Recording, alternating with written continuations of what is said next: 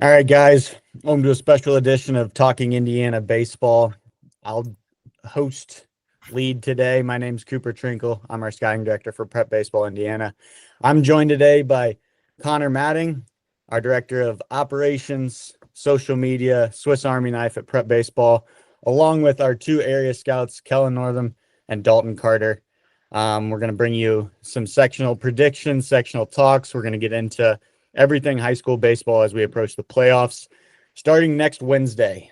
Guys, first thing I want to get into is some sectionals that are intriguing to each of us. Connor, I know you and I are kind of traveling all over the state. Dalton, you've grown a little bit. I know you've been up to Fort Wayne a couple times, down in Bloomington area a couple times. And then we have Kellen down in southern Indiana, locking down that part of the state. So we're going to go each one of us kind of talk about a sectional that intrigues us, and I'll lead us off. The sectional that I'm looking most forward to this year is actually not in 4A. It is a 3A sectional. It's sectional 18. We have Ileana Christian. We have Hanover Central. We have Lowell. We have Andrean, and we have Kankakee Valley. Huge sectional for us because we have three of the top 10 teams in this sectional. Hanover Central, Andrean are number 1, number 2, and 3A. Andrean currently the number 1, and they got the bye in this one. I can't wait to see first game, Hanover Central versus Ileana. Ileana just took a game from Andrean. I'm guessing they're going to roll out Tanner Post versus a left-handed hitting heavy lineup that Hanover Central has. That should be a great game. Also within this sectional, Alex Barr is rolling out for Kankakee Valley. Lowell has beat Hanover Central. And the most intriguing part of this is it looks like we're going to set up for a sectional final with Hanover Central and Andrean. Now, Hanover Central's got some work to do there, but I will say the most lopsided game I've ever seen in high school baseball between two good teams happened last year in this same situation, Hanover Central versus Andrean. Hanover beat them 20-2, and it was an absolute boat race. So I can't wait for this one. Kellen, Connor, I know you guys have seen a little bit of Andrean and a little bit of Hanover Central. Connor, I'll let you go first. Connor, what you got on the sectional? Yeah, so I'd say it'd be awesome to have Hanover Central and Andrean run it back again, like you talked about. I like Hanover to make it through and then play Andrean, and then I like Matt Cook in that lineup to beat Andrean again. Yeah, it's a tough one. And now I'll also go back on you. Andrean's going to be teed up for that with they should have their host of Braden Brannigan, Ivan Nostalski, Trent Coolig, Charlie Solers, Caden Maxwell. They should all be healthy or all be able to throw that game. Kellen, what do you got? Yeah, really just thinking about that PBR series that we had up in Kokomo, and I got to see these two teams. The Hanover Central lineup was probably the deepest lineup I got to see throughout the year. And it wasn't just the guys up top with Dylan Bowen and Verrett, but it was Jalen Rutherford, Landon Sarkey were two guys that stood out in the couple games that I saw them up there. It's just hard to believe that a lineup like that can be held down. I know Andrean's got all the arms in the world, but I was really impressed. Really, that entire day was the Hanover Central lineup that stood out to me. So I'd have to think that they can get going with at least two or three of those guys to kind of carry them through, regardless of who's on the mound for Andrean. But, yeah, those are the two teams that I like in that sectional as well.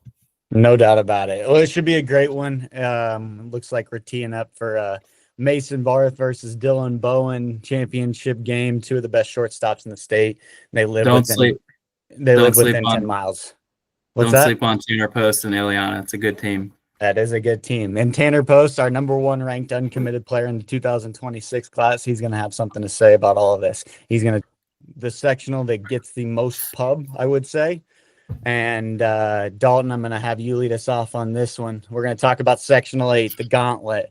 We got 5 of our top 15 teams in the state of Indiana currently are in this sectional. 1/3 of our top 15 is in the same sectional, and it's Sectional 8. It's going to be a Carmel.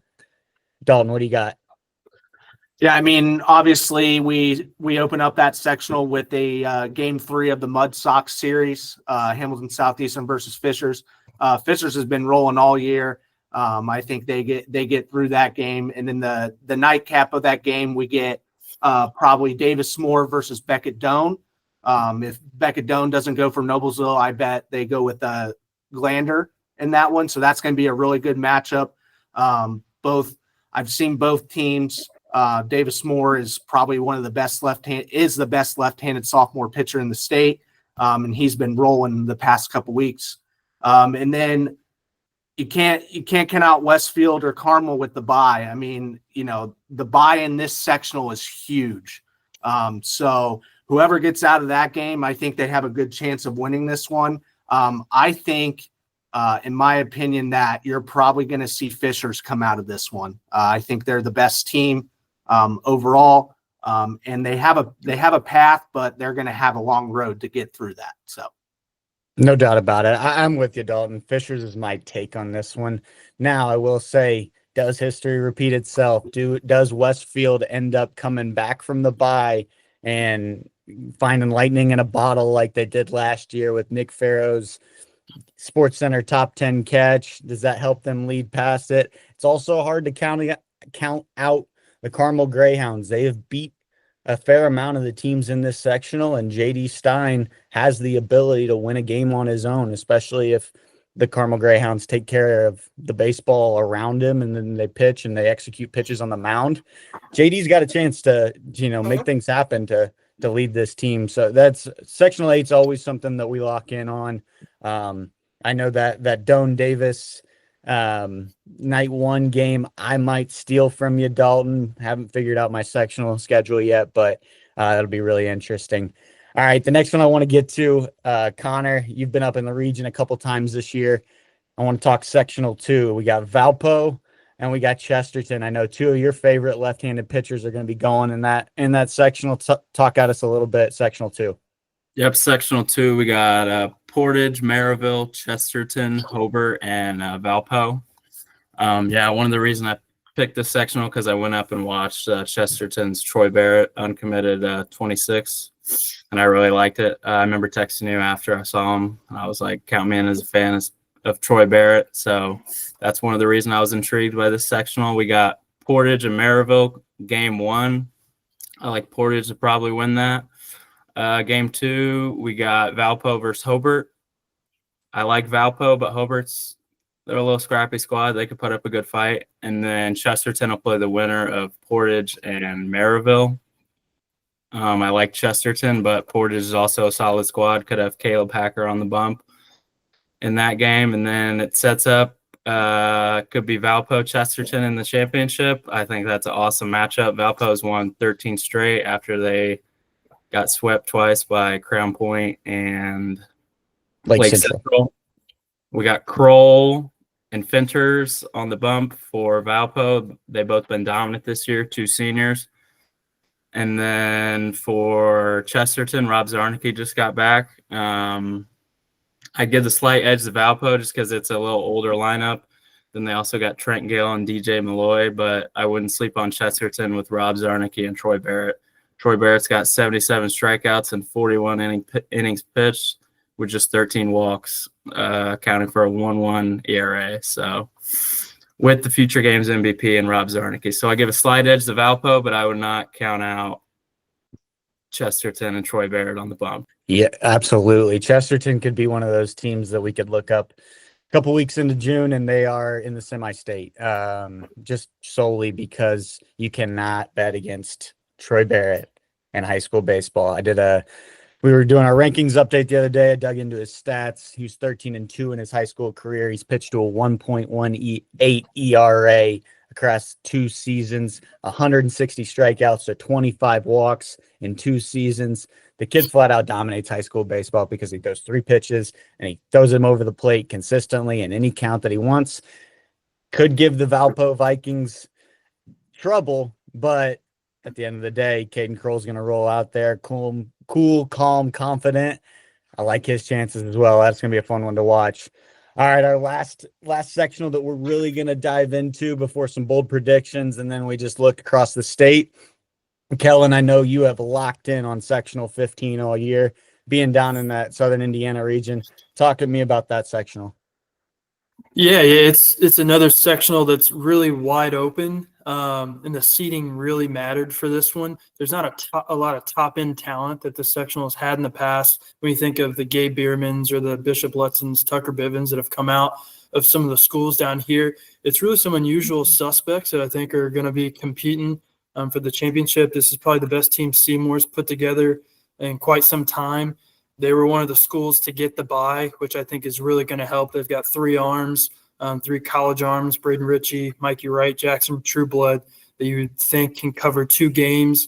They start off against Bedford, who's got probably the best talent in the sectional with Cal Gates. They're a pretty offensive lineup. They've struggled a couple of times that I've been up to see them, but they've got enough talent in the lineup that you think that they'll be able to kind of put some pressure on those Seymour arms in that first game that they've got in the semifinals. But just moving down the bracket, you've got Silver Creek now that just got bumped up from 3A, just recently won the state championship. This is probably the perfect year for them to jump into the sectional, given that the overall talent level is kind of watered down a little bit, at least from an upperclassman perspective. There's a lot of young guys that will make this sectional competitive for a couple more years to come, but they've got a bona fide ace in Preston Burton. He's gone CG the 2 times I've been out to see him. Nothing flashy, but it's 83 to 85. Just real command, wants the ball. So he's going to be something to watch here in that first game that they've got against Jeff, who I'm a little bullish on.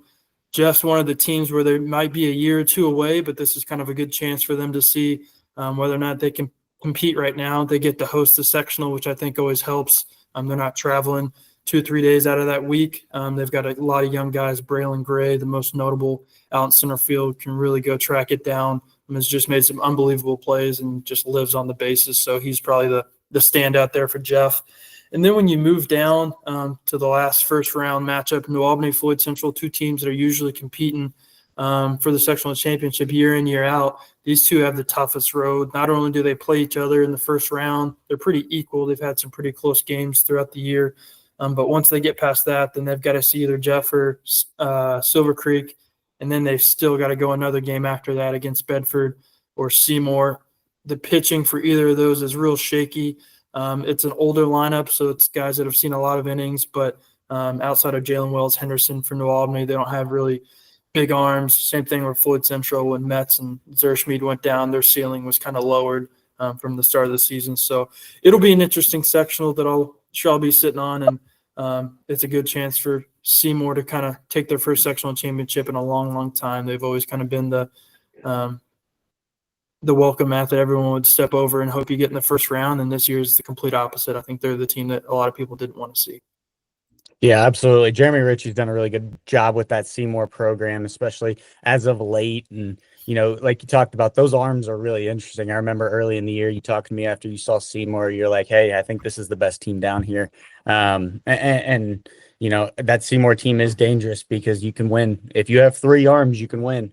Especially if your offense can catch lightning in a bottle. I know from my perspective, I'm intrigued on Silver Creek's. They've been winning. I know there's some pieces in that lineup that are really interesting. They do have a long way to go, a long road. New Albany, to me, looks like the most experienced lineup in the sectional. But again, like you talked about, pitching depth isn't necessarily a strength that they have. At the end of the day, man, there's going to be fireworks at this sectional. It is 6 programs that care about the game of baseball, and there's 6 programs that back baseball. And so I know it is going to be a loud, fun environment. Jeffersonville's the host. So it should be fun, but that bleeds right into our rapid fire bold playoff predictions. Okay. So each of our staff members took a chance. We're going to take one of our sure to fail, but if we hit on it, we look like a genius picks to make a run. And I want to stick in sectional 15 because Kellen, that's where I know that your bold prediction comes from. Give me your prediction. Yeah. My prediction's that Seymour is going to go and win the regional. So thought process behind it, they've got 2 games in the sectionals to win it, 2 winnable games in my opinion. We talked about the talent on the mound. And then really it's just going to come down to whether or not those 3 arms can put together a performance to match a potential Will Coleman with Castle in that regional game, Evansville North, I think they've got enough offense to have kind of that avalanche ability to kind of pile it on at one time. They've done it a few times that I've seen them. So it might not be as bold. I'm not sending them to semi-state, but given the history of the Seymour program, it's kind of bold to step out and say that they'll win a regional, but I think they've got the arms to do it, which is ultra important this time of year. Absolutely, absolutely. And yeah, I'll be rooting for it. But again, kind of like the Troy Barrett situation, it is hard to bet against Will Coleman in a high school baseball game. Man, I saw that kid throw the best high school baseball game I have seen in my 5 years around here. Will Coleman versus Matthew Fisher a couple weeks back. Will Coleman goes 7, picks up the win, actually had the go-ahead hit in that. Man, that kid's special. But I will say, in a one-game scenario, all that Seymour has to do is put together some runs, and they have the pitching staff to do it. So I like it. Dalton, let's dig into yours. What do you got? You got a hometown favorite making a deep run. Yeah, so I'm going to go with my boys down at Franklin Community. I think they're going to make a deep run to the semi-state champ game. I really like their draw in their sectional. They get a bye. They got to play a Columbus East team that's not as strong. I think Franklin Community is very talented and they're very young, but they have a ton of experience in that young talent. So I think they make a deep run. I think that they win their regional by playing the winner of the Terre Haute North regional or sectional. And then I think they can win the first game of semi-state. Yeah, absolutely. And that is a very interesting Franklin Community team. They're leading the mid-state right now. You know, they have some losses, but their losses are against really quality opponents. They came to our series in Kokomo, and they put up really good fights against teams that are in the top 11 for us currently in Zionsville and Valpo. You know, they were 1-2 run games. I know that they had Zionsville beat until late in that game. That Franklin Community team is fun to watch. You know, you're kind of getting a little bit of residual Max Clark effect with some of those upperclassmen that played with Max. And, you know, I'll leave it off with Grayson Betts. That guy is one of the most competitive arms in the state currently. He's a hard one to bet against in a one-game scenario, especially with that breaking ball. I love that take. Now, I think Connor would have something to argue because I think his prediction lines up with yours. Yep. So I'm looking at sectional 13, the Terre Haute North sectional. We got the Bloomington North and Bloomington South are going to face off in night 1. So one of those are going to be gone right away. Terre Haute North is going to play Martinsville, and I expect Terre Haute North to get by Reese Wolf and Martinsville. Bloomington South or North will play Terre Haute South, and I expect the Bloomingtons, one of them to win. So I expect Terre Haute North and one of the Bloomingtons to play. I would lean to Bloomington South. I know we're going to get into this sectional a little bit, but I would lean Bloomington South, but I expect Terre Haute North to win that. I like their lineup. I like Braden Dean behind the plate. I know you've seen them, Coop. And I like Kendall Gregg on the bump. He's got a 0.74 ERA and 74 innings pitched as a senior. And then the winner of that sectional will play, I expect it to be Terre Haute North, and they will play the winner of Dalton's sectional, which he just talked about. So that's could be Franklin Community, could be Columbus North, could be Whiteland. We don't know. But I expect Terre Haute North to knock them off and make it to semi-state. I like the lineup. I like the senior arm. And, yeah. Chase Millington, Nate Millington, Briar Goda. I like what they got going on there. Absolutely. I saw them against Carmel early in the year in a 1-0 game, and that's a good scrappy team. You're also Lincoln Gregg's another one, the younger brother. He's an arm that could impact that Terre Haute North staff late in the year and provide them some depth. Ultimately, what I think where this prediction comes down to is what happens in game 1. What happens in game 1, and that's where it's going to be Bloomington North versus Bloomington South. Dalton, I know you caught the regular season game.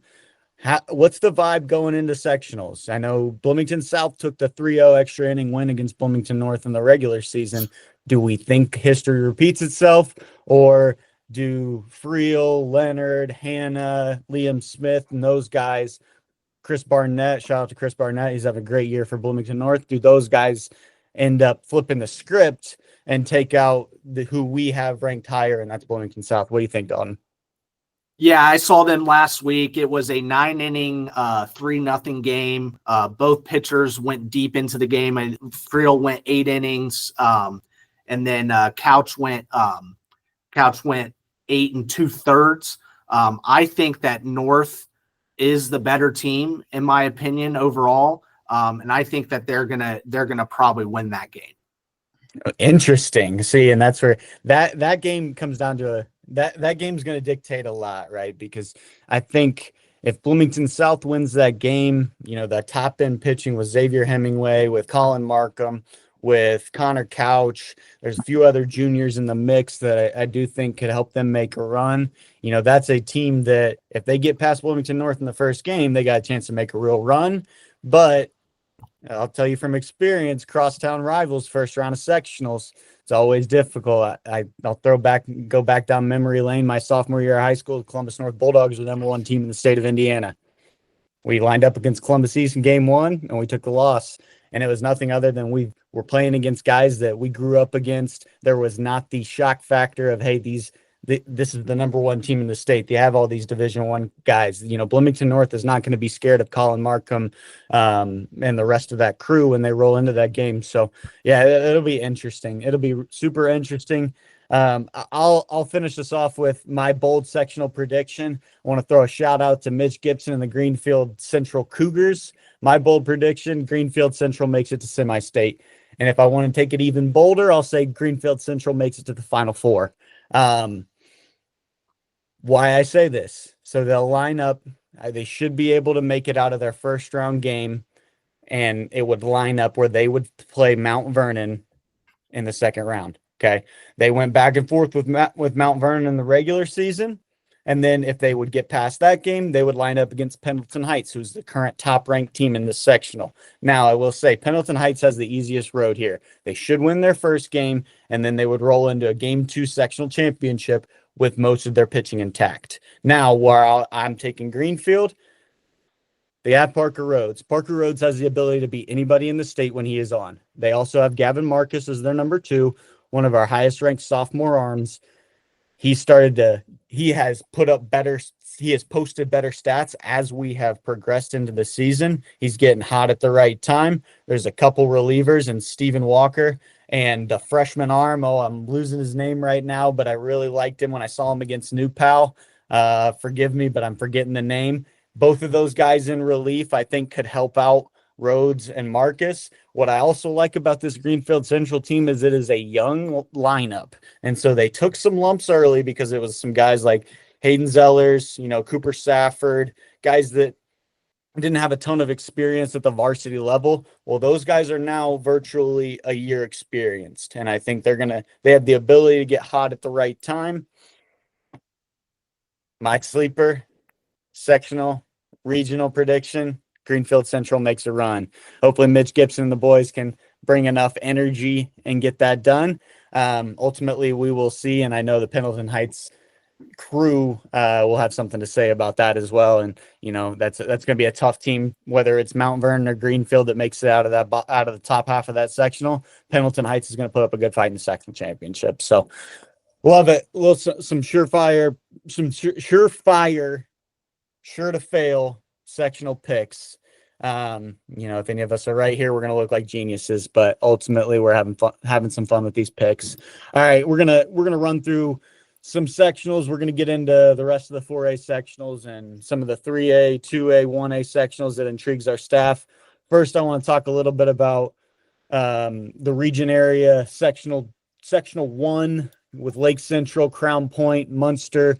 Lake Central has the bye. They'll play a Hammond school, and Crown Point and Munster will play each other in the first game. That should be a good one. Munster's a good team. They've beaten some really good teams this year. Their record doesn't necessarily show how good they are. They're sitting at 13-11 right now, but there are some bona fide pieces to that lineup and that pitching staff. And obviously Crown Point, our number 4 team, our top 5 ranked team in the state. They have all kinds of pieces with Logan Johnson, with Logan Cotton, with Linus Cheriton, who's having a heck of a season. Billy Chidzy's tearing the cover off the ball up there in the region. And obviously they got Sean Dunlap. So that lineup is going to be a tough team to face in that sectional. Connor, give me your prediction. I know you've seen most of these teams. What do you got here? Yep, I'm actually slated tonight to go see Munster if the weather holds. But I like Crown Point to get through that first game. I like Lake Central to win through their first game, so set up a Crown Point. Lake Central, I actually watched them last week in game 1. It was Josh Flores versus Logan Cotton. Flores got the better of him, and Lake Central took the dub in game 1. But Crown Point won game 2, so they split in the regular season. I would lean Lake Central. It's tough. I'll probably pick Lake Central. I like Flores on the bump. They kind of hit around Crown Point a little bit, but you never know in a rivalry championship game, sectional 1, defending state champions. I'm going to roll with the defending state champions. Yeah, no, absolutely. And that's right. I will go the other way. Logan Cotton had a tough start on his first outing here.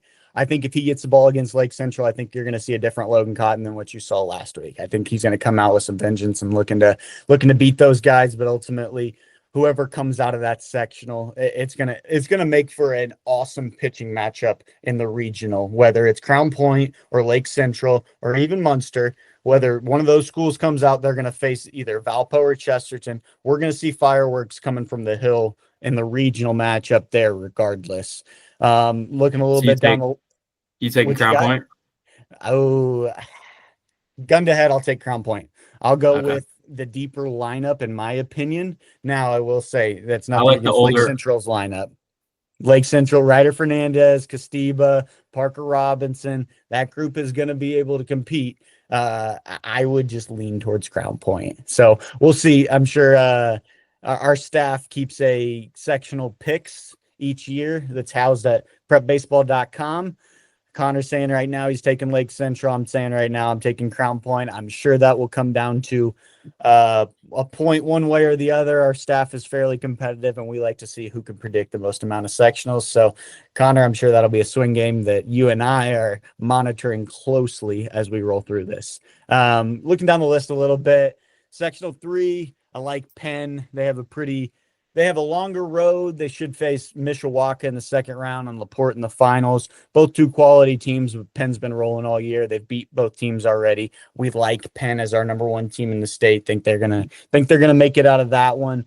Sectional 4, I have anyone's game. Warsaw and Concord in the opener. Concord made a run last year. Warsaw has a deep group with, I believe, 5 senior arms that are going to play college baseball on top of Quentin Brock, who is an arm that we are bullish on right now as a junior. That's a good group. Elkhart has the bye. Max Schreiner currently leading the state in homers for Elkhart with 9 home runs. Elkhart has played competitive games with every team in this sectional so far, so it's kind of anyone's to win. I'm going to lean towards Warsaw and that group of older arms and Grady Nelson to bring them home. Sectional 5, sectional 6, the Fort Wayne area, sectional 5, all roads lead to a Carroll Snyder. The winner of that will likely come out of that.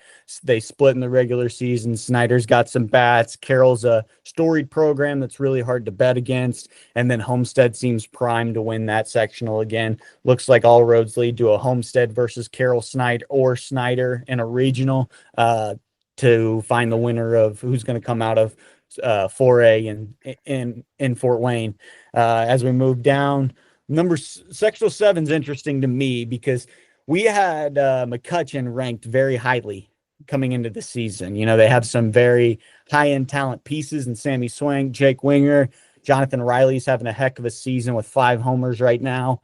It's a good team, but they've struggled. Now, on the other side, we do have Harrison.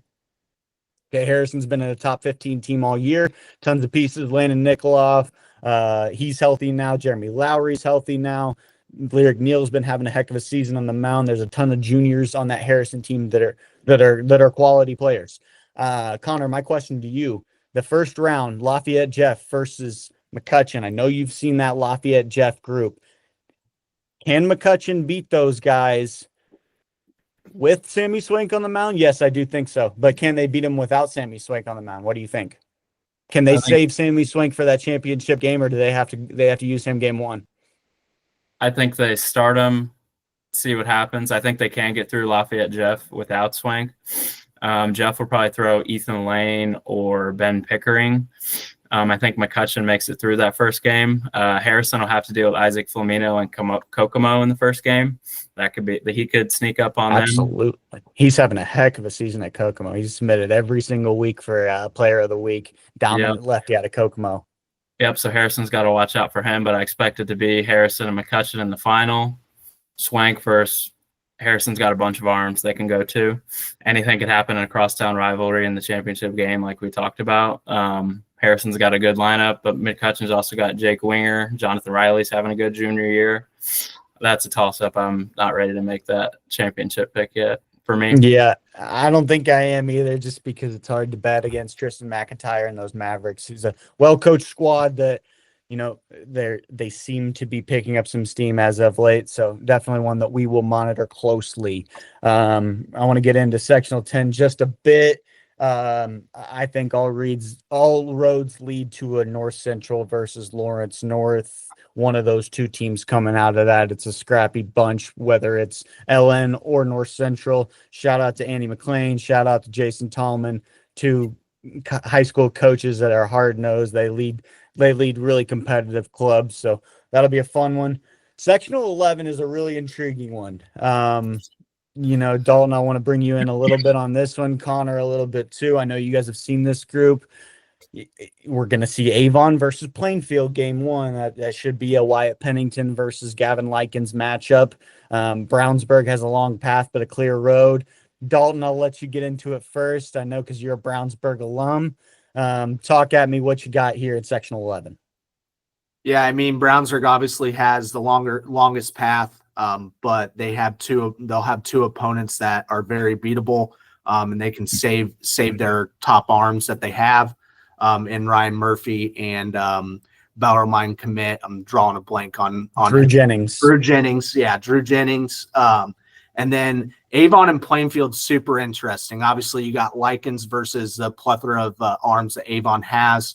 I'm assuming they're going to try to go with They're going to go with Pennington in that one. So in my opinion, you know, I have to go with my Dogs, man. I think they're going to roll through that sectional. And then that sectional matchup, whether it's against Avon or Plainfield, is going to be a really good one. Absolutely. Now I will go with our resident Avon alum, Connor. What do you got to say about that? Yep, I like Brownsburg to make it to the championship from the bottom. Avon Plainfield, that's an intriguing matchup. I think you could see some Carter Beck in that matchup. A left-handed senior, also Wyatt Pennington too. I've seen Gavin Likens this year. It's fuzzy. It's good when it's right. It's really good. So Avon's got to be ready to go. But I like Avon to make it through that game to face off with Brownsburg in a big-time championship game. And, yeah, I'm going to lean Avon. Sorry, Dalton. The Orioles are going to run it back. That's another swing game, definitely, that will be monitored closely by our staff. And now where that one's going to line up to the winner of that Avon Plainfield Brownsburg sectional, they're going to have to roll out against what looks to be lined up for Center Grove to be able to come out of that. Our preseason number one team, a team that's been in the top two all year in Center Grove. Everybody knows that program produces talent like no other. There are a plethora of Division I commits in that group right now. You got Gannon Grant going to Tennessee on the mound. You got Kellen Thompson. You got Kyle Boots. You got Kobe Cherry, amongst others. Alex Gilliam's rolling around in that bullpen, sophomore, up to 91, 92. You know, just a really good baseball team, full of talent. Now, they're going to roll up against Mooresville game one. And Mooresville Center Grove has always been a fun one to watch in the sectional, just because Eric McGay is always going to have those boys ready to go, and especially against Center Grove, and he's going to have his gun on the mound. He's going to have Hudson Devon. I think this is a really good test for Hudson Devon, being able to go out against a good lineup in the opening matchup of a sectional and see if he can carry his team deep into this game and pull off the upset, frankly. You know, just touching on the rest of that, I do think the McNabb-Godsey matchup on night one is going to be good between Perry and Southport. Two pitchers that, you know, are really talented, have a chance to beat each other. Ultimately, sectional 12, I'm going to lean towards Center Grove, and I think we'd all be in agreement there. but Hudson Devon is going to do his best to make that interesting. So our last sectional I want to touch, we've touched a little bit. It's the Evansville sectional. We have an Evansville North versus Castle matchup in the first round. I have been well documented in saying I am not going to bet against Will Coleman. Somebody convinced me that Evansville North has a chance to beat Castle. I will not bet against Will Coleman as well. Not doing it. No, you're not going to get I it from love me. it. I love it. Evansville North. This is this is poster material. Put this in your locker room. We're having a tough time bet against Will Coleman. Now I will say that Evansville North group is scrappy. Jeremy Jones coaches a heck of a program down there. Brooks Carroll will take care of the ball in the middle of the diamond. They're going to be able to have Kellen English on the mound, Braden Perry, Connor Watson, 3 senior arms that have had good years. It's a scrappy group, but man, sorry, Jeremy, we can't bet against Will Coleman. So, well, that takes up our 4A predictions, 4A talks, kind of lining up all those. It'll be fun to see how all these play out. Now, 4A is obviously the class that gets the most pub. It's talked about the most. It's the big schools. It's the schools that come with heavy enrollment. But at Prep Baseball, we are always rolling. We cover all the bases within the state of Indiana. I just earlier this week on Monday, I went up and watched a 1A matchup between Couts and Washington Township, where I saw 2 90-mile-an-hour arms from kids who were under the age of 16 or under in a 1A baseball game. And that just shows the talent level that not only the state of Indiana has, but at all levels, right? And obviously, I'm not saying that the 1A level is as deep as the 4A level, right? But there are pieces in each to make it very intriguing, and we want to kind of highlight some of those. I talked about Sectional 18 and my intriguing matchups. I can't wait for Sectional 18. It's going to be fun to see who comes out of that. Another sectional in 3A that I'm really interested in, and I've kind of tabbed this, the Lucas Collins sectional. Okay. It is sectional 21. We have Dwenger and DeKalb lining up game 1. We have Leo and Garrett on the other side, and that likely leads to East Noble. Okay. So why I tabbed this, the Lucas Collins sectional. So Lucas Collins will be likely going in game 1 for Dwenger versus DeKalb. 2 programs that DeKalb right now is 18-3. Dwenger, I believe, is 18-5 or 19-5. One of the two of them having a great year. Lucas Collins, the senior, who is going to Dayton, will be going against DeKalb. Now, on the other side, Lucas Collins, who is one of our top-ranked sophomore arms, will be going against Leo. And Leo is another squad that, they're sitting at 18-3 right now. They have a real chance of coming out of this. Dalton, I know you saw him. What do you got on that Leo team? Yeah, Leo's solid. They got some older vets in the lineup. They got some intriguing arms too. I saw him against Dwenger, and Dwenger kind of put it to him.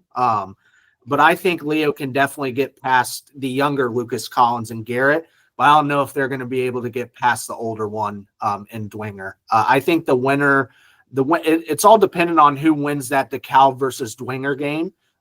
If DeKalb gets through, I think Leo has a better chance of beating a DeKalb team over beating Lucas Collins and Dwenger. Yeah, I would agree with you. And that Dwenger team is old, and they definitely have a deeper group to where that sectional would be a tougher matchup. Also, another note I want to have here: whoever wins that Leo Garrett game is going to line up against East Noble. Want to shout out Ian Ramey, sophomore, who is having a heck of a season up there for East Noble. That'll be a fun one to watch. I'm going to take Dwenger just because of the depth of that team. But another sectional that's going to be fun to watch. Sectional 24 is going to be an interesting pitching matchup opening night. Should see Gavin Brandon from Connorsville versus Zane Klein and Delta. Delta won this sectional last year. Yorktown is the host, and they do have the bye, so that could make for an interesting one. All right, Dalton, I'm going to tee you up for this one. Sectional 25, we got Brebeuf. Last year in Brebeuf's big playoff run, they kind of rallied behind Dalton Carter. Dalton, you were the only one that took them in sectional, and they ended up going all the way to Victory Field. They're going to line up against Garrett Gross likely in game 1. Garen's in that sectional. Frankfurt's in that sectional. Tri-West is in that sectional. Crawfordsville's in that sectional. Dalton, can your Brebuff boys do it again? I mean, I can't bet against them after last year's run. So I'm gonna pick them again to win this sectional. Obviously, they have a tough path. Obviously, they have Garrett Gross. They're gonna see in the first game. I think Danville doesn't have the depth that Brebuff obviously has. So I think Brebuff gets through that one. The next game, obviously, if they run into Guerin, that's a big rivalry game, and Guerin is loaded. But you never know with rivalries. So I think that they can definitely win this sectional again. And I can't bet against them after last year. It's hard to bet against them, and especially with the Brebuff team that they have this year. It is a very old group. You got Ethan Norris, Anthony Susha, several other O'Brien's, a great left-handed hitter that they have in the middle of the lineup. That's a tough team, and Josh Bingham is another arm that has a chance to really carry this group in sectionals. What's that? That's a good sectional. Absolutely, it is, because then I've seen all the three teams at the top of that sectional, in Tri-West, Frankfurt, and Crawfordsville. I like Tri-West to make it through the top of that sectional. Frankfurt's got some good pieces; they can hit a little bit, but I like Tri-West to make it through. And then, like you guys talked about, I like Brebuff and Guerin. I actually like Guerin going through there and playing Tri-West in the championship, and then I like Guerin winning the sectional. Yeah, who'd you have last year? Yeah, Guerin. I'll take him again. I'll ride with him. I'm not betting against Ben Canada. Let's go, Ben Canada. Ian Taylor and Tate Troxel. Garen's has had a tough go of it. They had a ton of success early in the year, and then they have run up against a really tough schedule late here. There's a reason the Guerin was in our top 5 coming out of the preseason, and it is that lineup can catch lightning in a bottle, and there are enough arms in that group that we could be looking up, and Guerin Catholic could be in the semi-state, and I would not be surprised on that by any capacity. Kellen, I know you saw Guerin up in Kokomo. You have anything on that crew? Not much on top of what you guys had, other than just kind of those depth pieces you were talking about right there. I forget, you might be able to help me out who they were playing that day. It was just kind of a rainy, wet, muggy day. Whoever they threw. You caught him against Andrean. Yeah. And that game was just kind of, I believe it was high scoring. Guys were just spraying it around. So it was kind of tough to make an opinion off that one. But just the depth pieces, even looking at the game beforehand, just kind of the names on the roster were impressive. So they definitely got the talent and the pieces to do it. Go ahead. I think they've underperformed a little this year versus a tough schedule. And I think that lineup, they'll have Tate Troxel in that first game. It looks like a Saturday versus Brebuff, and then they can run it back with Luke Gremmelsbacher in the championship. And I really like that lineup with Ian Taylor, Carson Smith, Ben Canada. Yeah, so I think they make it through. Sorry, Dalton. Yeah, you know what? We are going to give Wes Neese and the Brebuff faithful even more material heading into the season, because Dalton's probably going to be the only one to take him again. Brebuff, let's see what you got. All right, looking a little bit further down the list, another big sectional in 3A is sectional 28. We have 2 of our top-ranked 3A teams, New Pal and Roncalli, in the same sectional. New Pal looks like they have the easier road, but they will have to play a really solid Indian Creek team in the bye game. Indian Creek got the bye. So Roncalli is another one, man. Tony Vittorio has done a great job with that Roncalli club. They're 22-3 right now. They're playing really good baseball. They're going to see Aiden Smith on night 1. Dalton, talk at me a little bit. I know you saw New Pal versus Shelbyville early.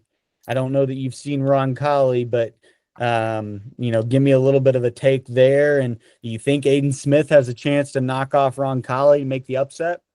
Yeah, I mean, I definitely think Aiden Smith has the ability to knock off Roncalli and upset them. But I know Tony Vittorio personally, and he's a wonderful coach.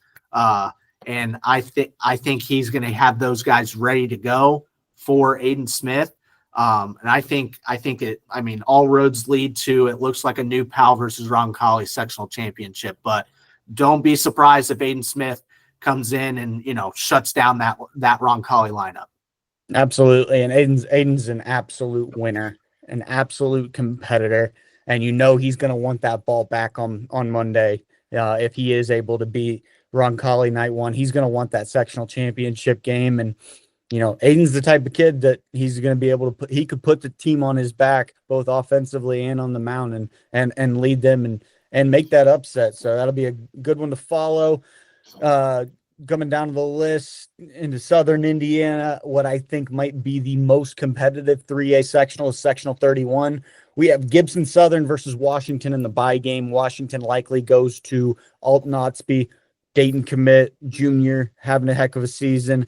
Jasper squares off against Vincent's Lincoln on night one. Southridge versus Princeton in night one. I'm going to look to resident Southern Indiana expert Kellen Northam. What do you got on this sectional? Who do you think comes out of this gauntlet? Yeah, so up to this point, Gibson Southern's the only one I've gotten eyes on. I know I'm going down to Jasper this weekend to see them against Silver Creek, so I'm pretty fired up to kind of see what they've got. I know you talked about the pitching matchup there on that bye game with Washington and Gibson Southern. I think Gibson Southern's got two real talented bats. It starts with Crew Hassenauer up the middle. The night that I got to see him out at Bar Reeve, he was just on time, on plane for a long time. So he impressed me a lot. But then over on the left side with Braden Campbell, I think there's some real thump there. I know those guys are both sophomores, so these guys are going to develop these next few years and kind of be a force there for Gibson Southern. But I'll probably have a stronger opinion after I see Jasper this weekend. I know we've got them ranked pretty highly. They're going to be going up against a pretty good team in Silver Creek, so I should be able to get a pretty good read on them there. But yeah, that's kind of my take there. I think Gibson Southern's got a chance in that first game, and the fact that they have a bye always helps. Brogan McClellan was the arm that I saw for them. He's been putting up a really good year, had a really good night against a super disciplined Bar Reeve team, who I know we'll probably touch on here in a minute. But yeah, that was the one look I got at Gibson Southern. I'm excited to see Jasper this weekend, so I probably not comfortable making a prediction quite yet, but I know the talent is pretty high for this 3A sectional down there. Yeah, absolutely. Fair enough. That's kind of where I'm at with it too, man. Like I think that Gibson Southern team is offensive. We talk beyond just the sophomores. You have Seth Parsons, right-handed hitter, heading to Ren Lake, who's got some real juice, real thump there. Gunnar Alexander's has gotten healthy. He's behind the dish, really solid catcher for that Gibson Southern team. They have Cam Truxell as well in that pitching staff. So Truxell and McClellan can kind of combine for two lefties that can really get some outs for them. Connor, give me your take on this. I know you've seen that Princeton group. Yep. I've seen Princeton. Like. I've seen Princeton, Jasper. Vincent's Lincoln's also a good squad with Brady Anderson and Cooper Collins. Cooper Collins being probably the best catcher in the state as a sophomore behind the plate. The best catcher in the state. Behind the plate. Jasper's a good team. Coach Terry Gobert's going to have the boys ready to go. They struggled to start the year. They're starting to pick it up at the right time. I like Princeton to win game one over Southridge, and then I like Jasper to get through Lincoln with Kai Kuntz on the bump. And then Jasper and Princeton could be a sneaky game in game two. Could have Kinder going against Jasper. Like that could be a good game. I like Gibson Southern to get through Alton Otsby and Washington. So I like a Gibson Southern Jasper final. And then I'm not going to bet against Coach Gobert and the Jasper Wildcats. So it is hard to bet against Coach Gobert. The guy's a legend. And yeah, I'm with you. If Princeton lined up against Jasper night one, I would be a little bit more concerned for Jasper because I do think that Princeton is going to have to go to Kinder to get through Southridge. It's a program that, right, wrong, or indifferent, they're always going to be competitive down in Southern Indiana. But man, if you look at all the sectionals across the state, especially at the 3A level, there is not a cupcake game in this sectional. Everybody in this sectional either has an arm or they have a group that can make a run. It's going to be really fun to see who comes out of that one. Last 3A sectional is the Heritage Hills Memorial sectional, sectional 32. I think it's hard to bet against Memorial. That group is a really, really scrappy group. Matthew Fisher can beat anybody in the state whenever he's on the mound. And then they have some bats with Simon Scholes, Luke Brown swinging it well. Matt Fisher is actually hitting in their 4-hole and is a really good bat in his own regard. I like Memorial coming out of that one. I know the Heritage Hills and Peyton Gray faithful are gonna have something to say about that, but Memorial is my favorite in that group. So that takes care of 3A. Now we're gonna get into some 2A, 1A sectionals that really intrigue us. First 2A I want to talk about, and I'm going to get you right in on it, Connor. Rochester versus Eastern. Okay, you pushed for Rochester. I heard you talking about Rochester early in the year. Hey, this team's winning. They're doing a heck of a job. Tanner Reinertz is kind of leading the club. Eastern is 20-5 right now behind Colt Snyder and a host of other guys. What you got there? I like Rochester in the sectional, but they got to get through Harper Sturzman in game 1. Harper Sturzman is a good 27 arm. So they play in game 1. Eastern plays Wabash. I expect Eastern to get through that with Colt Snyder, and then Rochester to get through Manchester, although Harper Sturzman could give them trouble. And then I'm taking Carson Pollock and Tanner Reinertz and Rochester to win that sectional. Pollock's a good two-way player, and Reinertz is another good two-way player committed to Huntington. I saw them last year. They're a solid squad, good two-way team. Yeah, and I'm going to go right back to you for another sectional in 2A, sectional 42. We got Covenant, we got Park Tudor, University, Monrovia, and Cardinal Ritter. I know you just caught Monrovia the other night. I know you've seen a good amount of University. Dalton and I have both seen Covenant. They're a good group, especially led by Blake Cope, who, he can score a run on his own. What do you got in that sectional? Yep, so University and Monrovia go on night 1. I watched Monrovia's top arm, Brendan Stawaley. It's a low to mid-80s guy. Could give University some problems, but I expect University to prevail in the end. I think they got the better lineup, put up enough runs. And then I expect them to get through Ritter. And then I haven't seen Covenant, but I'm probably going to take Covenant in that game. They have a history of winning, but it's tough to bet against Desmond Francis. He's a really good player. But I'm going to go Covenant, University in the championship, and then I'm going to take University to prevail this year. There we go. Trailblazers are looking for a sectional title. I know Chris Estep's going to have the boys ready. Beckett's Ryan Cassett, Cooper Kamek, all those guys are looking to make a deep run here. And if we're being real, that's a team that, if we're just looking on paper, they have one of the most talented teams in 2A. They should be able to come out of this. But to give credit where credit's due, the arm you saw from Monrovia, Stawaley, is that how you pronounce the name? Stawaley? Yep, I believe so, Stawaley. So he's got a chance that, he's going to give him a run. And like we talked about, Covenant and Tudor both have the pieces to, sectional winner goes home. They're going to be able to compete with University. So we'll see if Chris Estep and the Trailblazers are able to reach their potential and make a deep run. Digging into the next one, another Southern Indiana sectional that I'm eyeing, sectional 47. We got Sullivan and we got Bar Reeve. Sullivan is the host. First, I'm going to go to Kellen. What do you got on Bar Reeve? I know you saw them earlier in the year. Yeah. Walking away from that one against Gibson Southern, I was buying a ton of Bar Reeve stock. They were just a well-ran program. I know they just got bumped up to 2A, but Gibson Southern walked in there with probably the more talent and the bigger names, and the guys down at Bar Reeve were just unfazed. I know they'll run Seth Wagler out there, 3-time All-State guy at the 1A level. He reminded me a little bit of the Preston Burton arm from Silver Creek, just like an older, polished guy that's not super flashy, but just competes so much in the zone that it doesn't matter. Like, he's got some high spin, just misses bats all the time. They've got a good left-handed bat in Levi Lester. I know you and I, Coop, went back and forth after that one about the bat. Just some pop from the left side from them. Other than that, not like a flashy club, but again, just so well coached, so fundamental. They expect to win. They've been winning at a high level for years and years. So really like them when I saw them. And then you might have a little bit more on Sullivan. I haven't been able to catch them.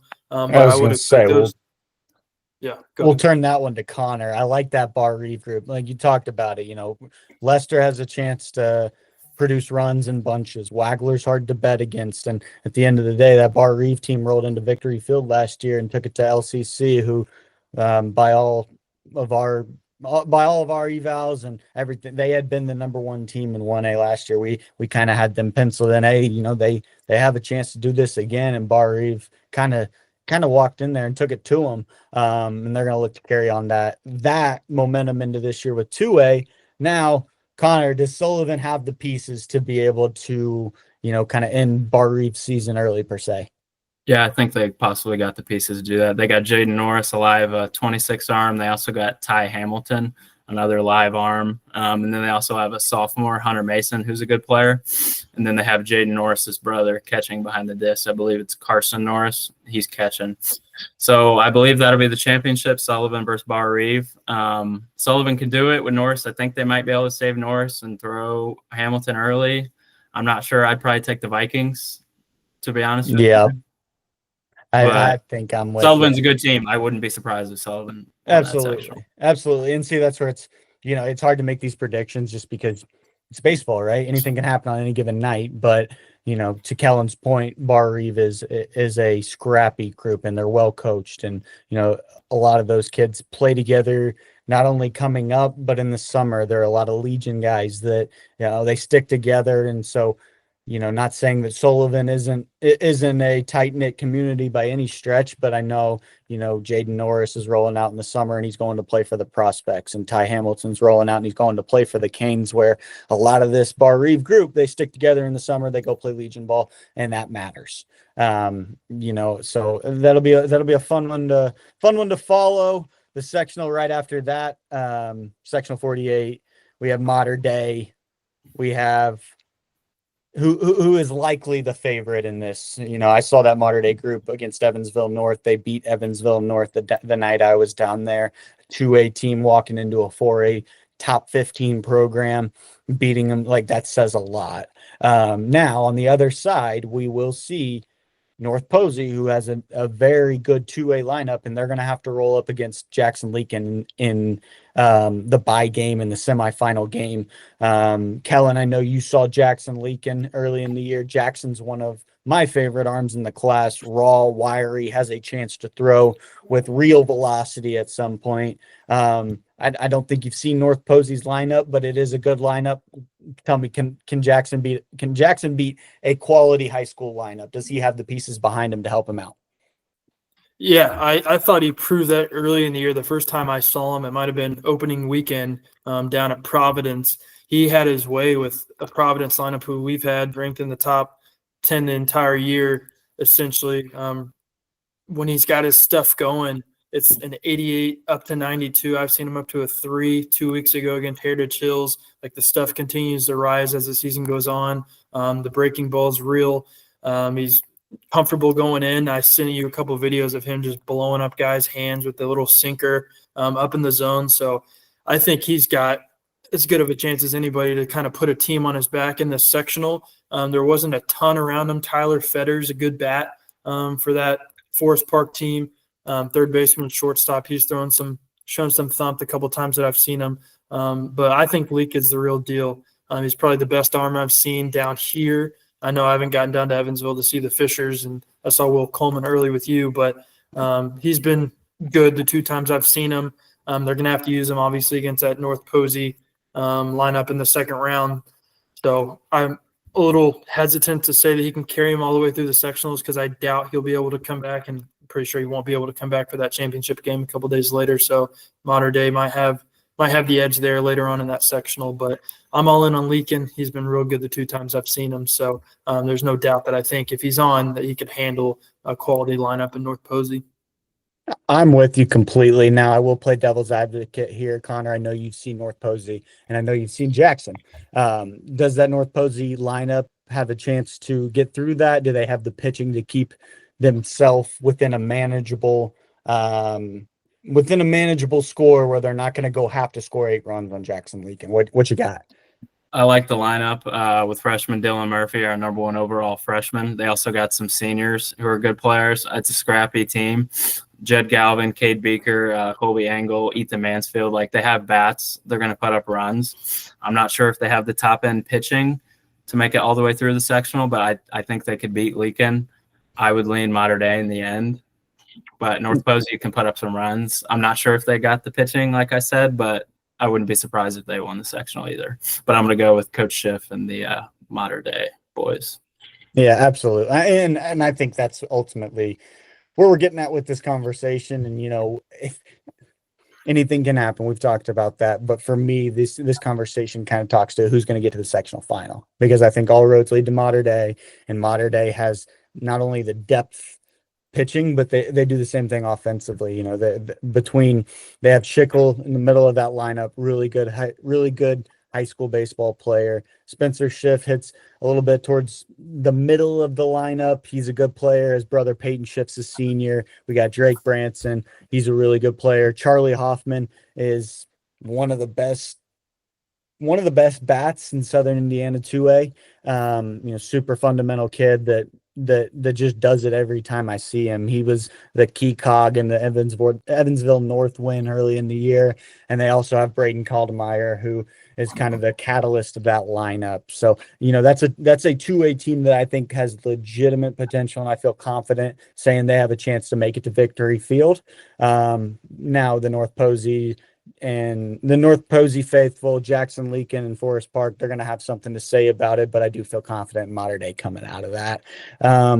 Couple more we're going to talk about. We're going to get into a little bit of 1A baseball, and then we're going to wrap this up. One 1A sectional I want to talk about is the sectional I saw, or a couple of the teams I saw earlier in the week. Sectional 49, Morgan Township and Couts play each other game one. Morgan Township is a good crew. I think Kellen, you would attest to this. Connor, you as well. You guys saw them at our Kokomo series. Really good baseball team. Well coached. Ryan Troxel does a great job with that group. Bradley Farrell, old experienced catcher. I really like the Lemons boys. Clint plays harder than anybody on the field, and Cal's got some thump in that left-handed bat. Now he's going to roll. They're going to roll up against Couts, and Couts has Billy Miller, who I saw the other night, freshman up to 90, legitimate athlete, has a chance to be a highest end arm when it's all said and done. He's got some pieces around him as well, and Ben Finney, Landon Garrett is another arm that they have. Pitches right-handed pitcher, low to mid 80s arm, pitches for the 5-star Great Lakes organization, spins the baseball, throws strikes. That Couts team has a chance to make a run. But I will say this is a very talented 1A group. Dylan Stewart's on the other side. He's a Quincy commit. We've had him up to 90. That winner of that Couts Morgan Township game likely lines up against Destin Billings. And Destin Billings is another arm that I saw up to 90 the other night. I don't know when the last time we would be able to say, hey, there are 3, maybe 4, if Bradley Farrell gets the ball on the right night, arms in a 1A sectional that can touch 90 miles an hour. So I do think that's a massive sectional that's going to, the winner of that is going to indicate who's going to go deep into this playoff. Will be monitored closely. Who comes out of sectional 52? Canterbury has the bye. The Hayes boys, we got JP Rower. It's a good Fort Wayne group. On the other side, Fremont's been ranked at points throughout the state. Fort Wayne Blackhawk just beat them 14-4 the other night. So Blackhawk is our favorite going into this one. Canterbury has the best draw of the 3 teams that we think have the best chance of making it out. And then finally, sectional 58, Indy Lutheran versus Greenwood Christian, opening game. 2 teams that we had ranked inside the top 10 starting the year. Indy Lutheran is still a top-ranked team for us. That is always a sectional that I circle just from the end of, hey, this has Victory Field implications. Maybe not Victory Field, but maybe semi-state, right? Like the winner of this game is going to go deep. So, 1A baseball, again, like we talked about, not necessarily the depth of the 4A, and that's why we're not going as deep on it. But again, I want to give credit where credit's due, and that's sectional 49. Man, if there are 4 arms in 1A sectional that touch 90 miles an hour, that's pretty absurd. And there are some 4A sectionals that can't say the same thing. So just wanted to give credit where credit's due there. All right, guys. Well, we've made it through. We've made it through all of our sectionals. We've talked about our predictions. We've made bold predictions. We've given credit to some guys who are having good years. Ultimately, we cannot wait for next Wednesday as this rolls out. Unfortunately, with the way that the sectionals works in Indiana, it's a single elimination, and there are instances like Sectional 8 where there are 1/3 of our top 15 are in the same sectional, and not everybody can make it out of that. And that's unfortunate, but it's also what makes the playoffs exciting. Every pitch matters, every at bat matters. And here at Prep Baseball, we will be covering every second of it. So that's a wrap on our sectional predictions podcast. Connor, you got one more thing? What you got? Do we want to throw out some state championship picks? I'm in for it. Let's do it. Off All the cuff. All right.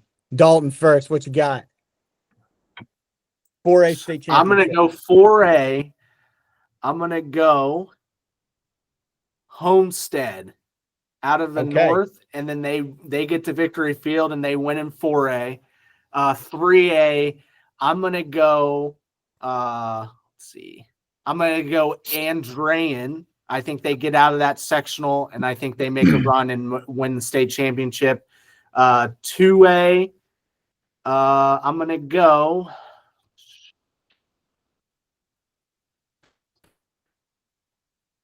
You think on that. Kellen, give me your 4A. Yeah, I'll take Center Grove, just the depth. I was getting ready to have a game with them in Bloomington South, and just the little research on their lineup I think is pretty ridiculous. It could blow up in my face, obviously, if they get clipped in that first one, but I'll take depth and talent to kind of make a run for it. Okay, and 3A. What you got in 3A? 3A, swing back to me on it. Give me 2 seconds. Gotcha. Connor, 4A, 3A. 4A, I'm going Penn. They're back, state champions. 3A, I'm going Hanover Central. Okay. 2A, I'm gonna go Modern Day. Hold on, 2A. Hold on, 2A. We'll get back to that. Okay. Kellen, while you're thinking of your 3A, I will go. Oh man, 4A. I have some bold predictions. If you're holding me to this, I am gonna go with. I'm going to go with Center Grove as well. I'm going to back Keith Hatfield. I think that group has a chance to catch lightning in a bottle. And ultimately, I'm going to go with the most talented 4A team in the state. I'll take that back. The most talented team in the state. I'm going to put my name on that. Again, Kellen, with you. Mooresville could knock them off. They're going to have a tough run. They're likely going to roll into a Will Coleman at some point, or they could. 3A, I am going to go with Evansville Memorial. I'm going to stamp my name on Matthew Fisher to carry the boys to victory. I think in a in a state championship matchup, he is the only arm that I see on this 3A group that I could say, hey, this guy could shut out Hanover Central or shut out Andrean. Kellen, back to you. What you got for 3A? Yeah, I'll buy in on Hanover Central.